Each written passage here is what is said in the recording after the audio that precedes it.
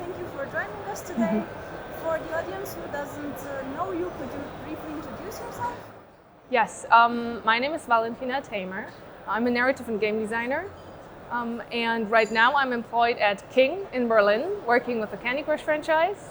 And prior to that, I worked with Daedalic Entertainment, who are usually known for their adventure games, which is also what I worked on. I worked on The Pillars of the Earth, an episodic adventure, and The Night of the Rabbit, a more classic point-and-click adventure. Nice. So you've been with the industry for a few years now, which in gaming makes you a veteran. So what do you feel are the changes in the last years in how game approach interactive storytelling? I feel like there's more awareness of story as a valid player motivation, and the awareness of story having other opportunities in games than other media. This applies both to indie games, which do a lot of experimental stuff now, telling unusual stories that are far from the beaten path and trying to find new ways to tell stories. But also AAA games are starting to get a little more experimental and try to tell stories that have more player agency, but also go beyond the typical save the princess storylines. Nice. So you started working with King around 1 year ago. How hard was it to make this transition from PC console games to mobile development? I feel like the transition wasn't hard personally, but it was a big change.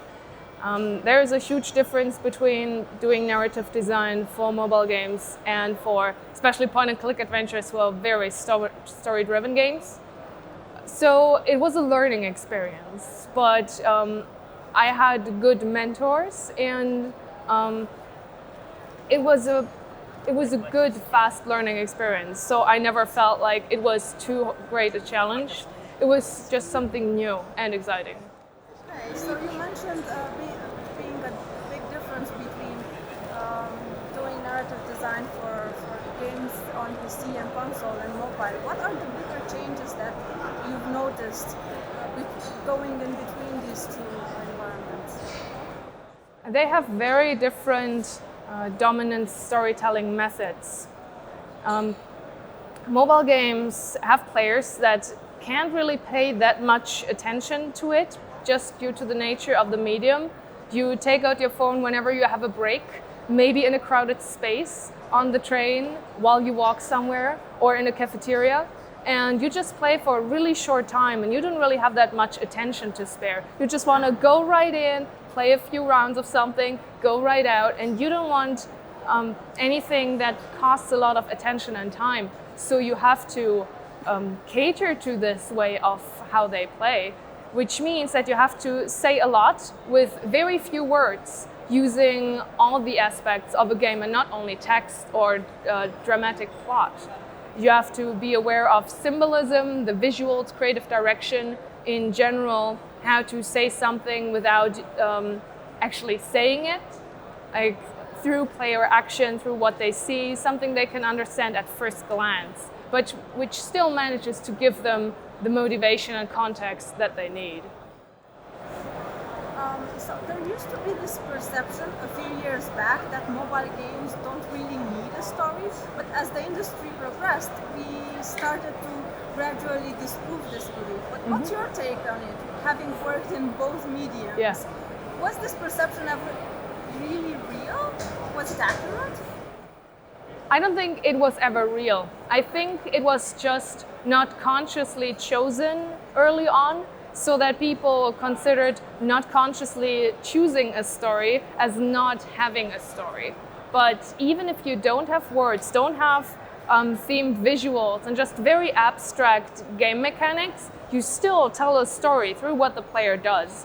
So you cannot escape this storytelling in games. You should rather consciously shape the story that you want to tell. Like, for example, in chess, you could say, oh yeah, chess doesn't have a story, but it very much does. It's two kingdoms fighting against each other, and you have dramatic scenes that build up where a weak a pawn suddenly beats the queen and everybody is surprised. And it's exactly like that. Every game needs to have a basic narrative because it will always have it, so you should shape it. And players derive their motivation and their emotions from the context given to them. Depending on whether something is set to this background or that background will deeply shape the way you experience your own actions. It influences them totally. So as a game designer, game developer, you should always be aware of what kind of emotional background setting and what kind of motivations you give the player with the story. And that applies to all games, mobile as well. Definitely. So we have a lot of our audience asking this one question: how do I get into the games industry? So what kind of advice would you give someone who's looking to become a game author or a narrative designer in the industry? How could they go about getting the job here?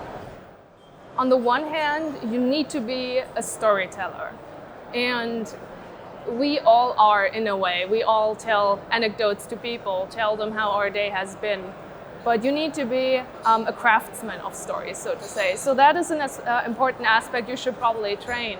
Write short stories or scripts. Think of settings and characters. But this is only one half of what writing for games is. And the other half is the games. So it's crucial to have an understanding of the other aspects of game development as well.